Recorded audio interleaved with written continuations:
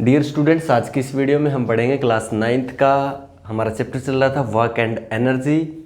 इससे पहले वाला जो वीडियो है उसके अंदर हमने एनर्जी के बारे में डिटेल से पढ़ा था। आज का जो वीडियो है नेक्स्ट हमारा टॉपिक रहेगा काइनेटिक एनर्जी। तो इससे पहले जो हमने एनर्जी के बारे में पढ़ा था, एनर्जी क्या होता है? Ability to do work is called energy. यानी कि अगर आपके पास किसी वर्क को करने की एबिलिटी है, इसका मतलब आपके पास एनर्जी है। और ये जो है काइनेटिक एनर्जी क्या है? एनर्जी का एक फॉर्म है। तो काइनेटिक एनर्जी क्या होता है? अगर कोई बॉडी है वो मूव कर रही है, मोशन में है, इसका मतलब उसके पास एबिलिटी है वर्क करने की, तभी तो ये काम कर रही है। वो मोशन में है, मूव कर रही है, इसका मतलब उसके पास एबिलिटी है वर्क डन करने की। और जो एबिलिटी है मतलब उसके पास एनर्जी है। और कौन सी एनर्जी होगी उसके पास? Kinetic energy. कहने का मतलब अगर कोई भी बॉडी है, मूव कर रही है, मोशन में है, तो उसके पास जो एनर्जी होती है उस एनर्जी का नाम होता है काइनेटिक एनर्जी। तो इसको किस तरह से डिफाइन करेंगे? The energy of a body due to its motion is called kinetic energy. देखिए बहुत ज्यादा सिंपल है student. The energy of a body, किसी बॉडी के पास जो एनर्जी है किसकी वजह से? ड्यू टू इट्स मोशन, इसके मोशन की वजह से। तो उसको हम कौन सा एनर्जी नाम देंगे? Kinetic energy. यानी कि एग्जाम्पल देखेंगे, कौन किस तरह के एग्जाम्पल है? ए मूविंग क्रिकेट बॉल है वो काइनेटिक एनर्जी। अगर आपके पास कोई क्रिकेट बॉल है, मूव कर रही है, कोई फुटबॉल है, मूव कर रही है, कोई भी बॉडी है मूव कर रही है, इसका मतलब उसके पास क्या है? काइनेटिक एनर्जी है स्टूडेंट। द रनिंग मोटरसाइकिल है काइनेटिक एनर्जी। कोई जो रोड पे कोई बाइक है या कोई आपका साइकिल है, कार है, मूव कर रहा है, इसका मतलब उसके पास क्या है? काइनेटिक एनर्जी है। अगर आपके पास एक गन है, उसमें से आप फायर करते हो तो जो बुलेट निकलता है, मूव कर रहा है वो बुलेट, तो उसके पास कौन सा एनर्जी है? काइनेटिक एनर्जी है। The objects moving around us having kinetic energy. यानी कि हमारे आसपास जितने भी ऑब्जेक्ट्स हैं जो मूव कर रहे हैं इस, और उन सब के पास क्या है? काइनेटिक एनर्जी है। तो एक बात दिमाग में हमेशा रखिए कि कोई भी ऑब्जेक्ट्स है जो मूव कर रहा है, इसका मतलब वो मूव कर रहा है। मूव करने का मतलब ये हो गया कि उसके अंदर एबिलिटी है वर्क डन करने की, वो एक तरह का वर्क डन कर रहा है। उसके पास एबिलिटी मतलब उसके पास एनर्जी है, और उस एनर्जी का नाम क्या है? Kinetic energy. तो कोई भी ऑब्जेक्ट आपके अराउंड जो मूव कर रहा है उसके पास कौन सी एनर्जी है जिसकी वजह से मूव कर रहा है? काइनेटिक एनर्जी की वजह से स्टूडेंट। इसके बाद बात आती है फॉर्मूला फॉर काइनेटिक एनर्जी। यानी हमारे पास अगर काइनेटिक, किसी बॉडी के पास काइनेटिक एनर्जी है तो उसको किस तरह से कैलकुलेट करेंगे? तो उसके लिए एक फॉर्मूला है student, kinetic energy is equal to K dot T. यानी कि kinetic energy is equal to half M V square. Half क्या है? एक न्यूमेरिकल वैल्यू है स्टूडेंट। एम क्या है? Mass of the moving body. जो बॉडी मूव कर रही है उसका जो मास है वो यहाँ रख देंगे। वी क्या है? Velocity of the moving body. जो बॉडी मूव कर रही है जिसका मास एम है, उसका जो वेलोसिटी है उसका वैल्यू यहाँ रख देंगे। और इस फॉर्मूले से हमारे पास उस बॉडी का जो टोटल काइनेटिक एनर्जी है वो आ जाएगा। तो kinetic energy is equal to half M V square. तो ये फॉर्मूला होता है काइनेटिक एनर्जी के लिए स्टूडेंट। इसके बाद देखिए फॉर्मूला फॉर काइनेटिक एनर्जी। हमारे पास जो फॉर्मूला है काइनेटिक एनर्जी के लिए, kinetic energy is equal to half M V square. इसको किस तरह से ड्राइव करते हैं स्टूडेंट, अब हम ये सीखेंगे। तो देखिए आपके पास क्या है? The kinetic energy of the moving body with velocity v। कह रहा है कि काइनेटिक एनर्जी है कोई मूविंग बॉडी, उसके बाद जो काइनेटिक एनर्जी है ना, मूविंग बॉडी जो कि v वेलोसिटी से मूव कर रही है, वो उसके पास जो काइनेटिक एनर्जी है वो इक्वल टू है किसके? Work done on the body to attain that velocity v। समझ में आ रहा है क्या कह रहा है? कह रहा है कि कोई मूविंग बॉडी है स्टूडेंट, इसके पास मूविंग बॉडी में काइनेटिक एनर्जी है, तो कह रहे हैं इसके पास जो काइनेटिक एनर्जी है ना वो किसके इक्वल है? कोई मूविंग बॉडी है, v वेलोसिटी से मूव कर रही है, तो इसके पास काइनेटिक एनर्जी है, तो वो किसके बराबर है? कह रहा है कि जो इसके इस बॉडी को मूव करवाने के लिए, v वेलोसिटी से मूव करवाने के लिए हमने जितना वर्क डन किया है ना, उस वर्क डन के बराबर इसके पास काइनेटिक एनर्जी है स्टूडेंट। देखिए धीरे धीरे समझ में आएगा क्या बात कर रहा हूँ। ये आपके पास एक बॉल है, ए पोजीशन पे रखा हुआ है, जिसका m इसका मास है स्टूडेंट। अब हमने क्या किया? ये रेस्ट पे रखा हुआ है यहाँ, इसका यानी u इज इक्वल टू 0, यानी कि इसका इनिशियल वेलोसिटी ए पॉइंट पे, ए पोजीशन पे 0 है। इसके बाद हमने इस बॉल पे क्या किया? फोर्स लगाया। किस डायरेक्शन में? इस डायरेक्शन में। तो जैसे इस पे फोर्स लगाया तो ये जो ना इसके अंदर एक्सीलरेशन प्रोड्यूस हुआ, और इसने एस डिस्टेंस कवर कर लिया बी पोजीशन तक। यानी कि बी पॉइंट पर, बी पोजीशन पर ये बॉडी जो है आपका एस डिस्टेंस इसने कवर कर लिया, एस डिस्प्लेसमेंट इसने कवर कर लिया, और इसका जो वेलोसिटी है यहाँ पे फाइनल वेलोसिटी v है, जो हम मान लेते हैं कि v के बराबर है। और इसके अंदर देखिए जैसे हमने फोर्स लगाया, इसके अंदर एक्सीलरेशन प्रोड्यूस हुआ कितना? a। ठीक है। एस डिस्प्लेसमेंट कवर कर लिया, बी पोजीशन पे इसका फाइनल वेलोसिटी था वी। इसके बाद देखिए, इसके बाद क्या हुआ, इसके यानी कि इस पॉइंट पे बी पोजीशन पे हमें जानना है कि इसके पास कितना काइनेटिक एनर्जी है। तो कैसे पता लगेगा, इसके पास जो काइनेटिक एनर्जी ना बी पोजीशन पे, वो क्या कह रहा है कि बी पोजीशन पे इसके पास जो काइनेटिक एनर्जी है वो किस तरह से कैलकुलेट करेंगे। कह रहा है कि इसके पास कितना काइनेटिक एनर्जी, इसके पास इतना काइनेटिक एनर्जी है कि हमने इसको देखिए वी वेलोसिटी से मूव करवाने के लिए क्या किया, फोर्स लगाया ना हमने, और इसने कुछ डिस्प्लेसमेंट कवर किया, यानी कि यहाँ पे वर्क डन हुआ है, और यहाँ पे जो जितना वर्क डन हुआ है ना उतने वर्क डन के बराबर इसके पास काइनेटिक एनर्जी स्टोर है इस पोजीशन पे, इस पॉइंट पे स्टूडेंट। कैसे देखिए, work done by the ball, जो वो इस बॉल ने जो वर्क डन किया है, यानी कि हमने इस पे फोर्स लगाया, इसने कुछ डिस्प्लेसमेंट या डिस्टेंस कवर किया, तो इसके पास जो वर्क डन होगा वो कितना होगा, फोर्स इंटू में डिस्प्लेसमेंट।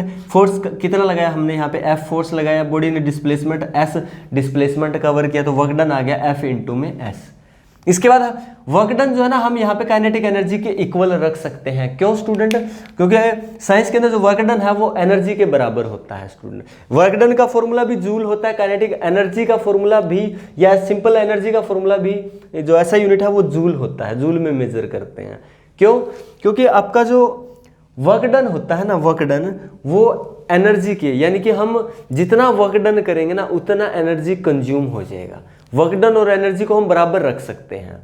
और आपको पता भी है, 9th क्लास में हमने पढ़ा हुआ है, 9th है ना, हाँ, हमने पढ़ा हुआ है कि एनर्जी जो है ना, एनर्जी को हम ना तो क्रिएट कर सकते हैं ना डिस्ट्रॉय कर सकते हैं, एनर्जी को एक फॉर्म से दूसरी फॉर्म में चेंज कर सकते हैं। तो आपका यहाँ जो वर्क डन है ना, जो इस पे हम वर्क डन कर रहे हैं, फोर्स लगा रहे हैं, वर्क डन हो रहा है, वो वर्क डन यहाँ पे किस में चेंज हो रहा है, काइनेटिक एनर्जी में चेंज हो रहा है स्टूडेंट। तो जितना हम वर्क डन करेंगे ना इतना इसके पास काइनेटिक एनर्जी आ जाएगा स्टूडेंट। तो यहाँ पे हम वर्क डन जो है काइनेटिक एनर्जी के बराबर रख सकते हैं, यानी kinetic energy is equal to F into में एस। इक्वेशन नंबर फर्स्ट नाम दे दीजिए इसको। इसके बाद क्या हुआ, from Newton second law of motion, आपको पता है जो फोर्स निकालने का एक दूसरा फॉर्मूला भी हम यूज कर सकते हैं। न्यूटन का सेकंड लॉ ऑफ मोशन से हमारे पास फॉर्मूला आता है force is equal to mass into acceleration. ये भी फॉर्मूला है फोर्स को कैलकुलेट करने का। एम क्या है, मास ऑफ द बॉडी, ए क्या है, जो इस बॉडी के अंदर एक्सीलरेशन प्रोड्यूस हुआ वो। तो हमारे पास दूसरा फोर्स का दूसरा फॉर्मूला, यानी फोर्स दूसरे फॉर्मूले से हमारे पास आ गया force is equal to mass into में एक्सीलरेशन। एम जो है इसका बॉडी का मास है, ए जो इसके अंदर एक्सीलरेशन प्रोड्यूस हुआ वो है। और ये जो वैल्यू है आपका फोर्स का, ये कह रहा है put this value in equation number first. Equation number first कहाँ है, ये वाली इक्वेशन है। इसके अंदर जो एफ आपको दिखाई दे रहा है ना फोर्स, उसके अंदर ये वैल्यू यहाँ रख दीजिए स्टूडेंट। तो हमने यही किया, work done is equal to kinetic energy is equal to force की जगह रख दिया मास इनटू एक्सीलरेशन, और एस का एस इक्वेशन नंबर सेकंड नाम दे दीजिए। अब हमें क्या करना है, अब हमें एस का वैल्यू रखना है। कहाँ से कैसे रखेंगे, from Newton third law of motion. ये जो इक्वेशन ऑफ मोशन थी हमारे पास, तो उनमें से एक इक्वेशन था 2as is equal to V square minus you square. तो इस इक्वेशन से हम s निकाल लेंगे, s को अकेला छोड़ दीजिए, 2a जो है इसके यहाँ पे मल्टीप्लाई है, यहाँ के डिवाइड में चला जाएगा। तो हमारे पास s इज इक्वल टू आ गया v square minus you square upon में 2a। और आपको पता है ना, 2 न्यूमेरिकल वैल्यू है, a एक्सीलरेशन है, s डिस्प्लेसमेंट है, v फाइनल वेलोसिटी है, u इनिशियल वेलोसिटी है। तो हमारे पास s का वैल्यू आ गया। ये s का वैल्यू आपको सेकंड इक्वेशन में इस जगह पे पुट कर देना है। तो यहाँ पे जैसे इस तरह से पुट करेंगे तो फोर्स की जगह हमने पहले मास इनटू एक्सीलरेशन किया था। अब ये जो s का वैल्यू उठा के यहाँ पुट कर देना है, आपके पास इक्वेशन नंबर थर्ड आ जाएगा। इसके बाद क्या करना है आपको, देखिए एक्सीलरेशन से एक्सीलरेशन कैंसिल हो जाएगा, आपके पास यहाँ बचेगा m v square minus you square upon में 2। और यहाँ देखिए u क्या है, इस बोल के इनिशियल वेलोसिटी 0, यानी बोल ये पहले रेस्ट पे था, इनिशियल वेलोसिटी 0, तो u का वैल्यू यहाँ हम 0 रख देंगे, v का वैल्यू फाइनल वेलोसिटी v का वैल्यू v रखा हुआ है। तो हमारे पास इक्वेशन आ जाएगा kinetic energy is equal to half M v square. देखिए ये 2 है ना, ये इसको आगे ले आइए m, और ये 0 हो जाएगा, तो हाफ एम वी स्क्वायर आ जाएगा। ये फॉर्मूला आ गया हमारे पास काइनेटिक एनर्जी का। तो यहाँ पे हाफ न्यूमेरिकल वैल्यू है, m क्या है, mass of the moving object, v क्या है, final velocity of the moving object. तो इस तरह से हमारे पास ये काइनेटिक एनर्जी का फॉर्मूला आ जाता है स्टूडेंट। समझ में आ रहा है, बिल्कुल सिंपल है, एक बार फिर देख लीजिए क्या कह रहा है, किस तरह से कैलकुलेट करेंगे। कह रहा है कि किसी भी मूविंग बॉडी, कोई भी मूविंग बॉडी है, v वेलोसिटी से मूव कर रही है, उसके बाद जो काइनेटिक एनर्जी हमें निकालना है ना, तो कैसे निकालेंगे। कह रहा है कि ये v वेलोसिटी से मूव कर रही है, तो इसको मूव करवाने के लिए, यानी कि इसको v वेलोसिटी अटेन करवाने के लिए हमें क्या करना पड़ा, वर्क डन करना पड़ा, इस पे फोर्स लगाना पड़ा। तो जो वर्क डन किया ना, उस वर्क डन के बराबर, यानी कि इसको v वेलोसिटी अटेन करवाने के लिए जितना हमने वर्क डन किया, उस वर्क डन के बराबर इसके पास काइनेटिक एनर्जी जो है स्टोर हो जाती है। और इस फॉर्मूले से इस तरह से इसको हम कैलकुलेट कर सकते हैं स्टूडेंट। इसके बाद देखिए from the formula of kinetic energy, यानी कि आपका जो काइनेटिक एनर्जी है वो किन किन फैक्टर पे डिपेंड करता है, काइनेटिक एनर्जी किस तरह से इंक्रीज या डिक्रीज होता है स्टूडेंट। तो आपका देखिए फॉर्मूला क्या होता है, kinetic energy is equal to half M v square. ये वैल्यू तो रहता है कांस्टेंट न्यूमेरिकल वैल्यू। इसके बाद चेंज क्या हो सकता है, मास और वेलोसिटी, जिसकी वजह से आपका काइनेटिक एनर्जी इंक्रीज या डिक्रीज यानी कि चेंज हो सकता है। तो देखिए आपका जो काइनेटिक एनर्जी है वो डायरेक्टली प्रोपोर्शनल होता है mass of the moving body. आपका जो बॉडी मूव कर रहा है जिसके पास काइनेटिक एनर्जी है, तो उसका जो काइनेटिक एनर्जी है वो डायरेक्टली प्रोपोर्शनल होगा मास के। डायरेक्टली प्रोपोर्शनल का मतलब काइनेटिक एनर्जी का डायरेक्ट कनेक्शन होगा मास ऑफ द मूविंग बॉडी के साथ। यानी कि डायरेक्टली प्रोपोर्शनल का मतलब हो गया अगर आपने मास बॉडी का इंक्रीज कर दिया तो काइनेटिक एनर्जी भी इंक्रीज हो जाएगा, मास डिक्रीज कर दिया तो काइनेटिक एनर्जी भी क्या हो जाएगा, डिक्रीज हो जाएगा स्टूडेंट। यानी इसका मतलब ये हो गया कि अगर मास आपका मास क्या कर देते हो, किसी बॉडी का मूविंग बॉडी का मास क्या कर देते हो डबल, तो आपका काइनेटिक एनर्जी भी कितना हो जाएगा, डबल हो जाएगा स्टूडेंट। ठीक है। और अगर आप क्या करते हो, किसी बॉडी का जो मास है वो मास को हाफ कर देते हो तो बॉडी का काइनेटिक एनर्जी भी क्या हो जाएगा, हाफ हो जाएगा। ये मतलब होता है डायरेक्टली प्रोपोर्शनल का, यानी इसका इसके साथ डायरेक्ट कनेक्शन है। ये जितना इंक्रीज या डिक्रीज होगा उतना ही काइनेटिक एनर्जी इंक्रीज या डिक्रीज होगा। सेकेंड है kinetic energy directly proportional to the square of the velocity of the moving body.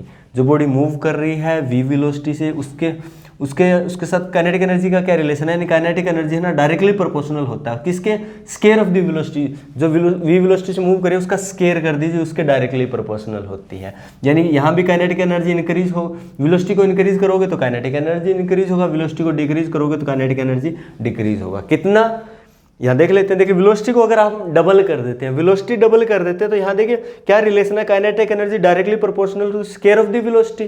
तो देखिए kinetic energy directly proportional to square of the velocity. Velocity को क्या कर देते हैं, डबल कर देते हैं, तो यहाँ 2 रख दीजिए, 2 का वेलोसिटी का स्केयर है ना तो वेलोसिटी का स्केयर कर दीजिए, तो हमारे पास kinetic energy is equal to कितना आ जाएगा, 4। यानी काइनेटिक एनर्जी इंक्रीज हो जाएगा कितना, 4 टाइम्स इंक्रीज हो जाएगा। सेकेंड, अगर हम क्या करें, वेलोसिटी को हाफ कर दें स्टूडेंट, वेलोसिटी को हाफ कर दें यानी कि इसको हाफ करें तो काइनेटिक एनर्जी क्या हो जाएगा, डिक्रीज होगा। कितना डिक्रीज होगा, देखिए काइनेटिक एनर्जी जो है वो directly proportional square of the velocity. अब हमें क्या करना है, वेलोसिटी को हाफ कर देना, हाफ कर दीजिए और इसका स्केयर कर दीजिए तो कितना आ जाएगा, 1/4। यानी काइनेटिक एनर्जी पहले का 1/4 हो जाएगा स्टूडेंट। काइनेटिक एनर्जी अगर पहले मान लीजिए कि 40 था तो अब 1/4 40 का कितना होता है, 10, तो 10 हो जाएगा। समझ रहे हो ना इस बात को। तो आपका वेलोसिटी डबल करते हो तो काइनेटिक एनर्जी 4 टाइम इंक्रीज हो जाता है, वेलोसिटी को डिक्रीज करते हो यानी कि वेलोसिटी को अगर हाफ कर देते हो तो काइनेटिक एनर्जी आपका 1/4 हो जाता है, डिक्रीज हो जाता है। तो ये था आज का वीडियो जिसमें हमने काइनेटिक एनर्जी के बारे में पढ़ा। तो स्टूडेंट अगर आपको वीडियो अच्छे से समझ में आया तो प्लीज़ वीडियो को लाइक कर दीजिएगा, शेयर कर दीजिए, और अभी तक चैनल को सब्सक्राइब नहीं किया तो चैनल को सब्सक्राइब कर लें। Thank you students.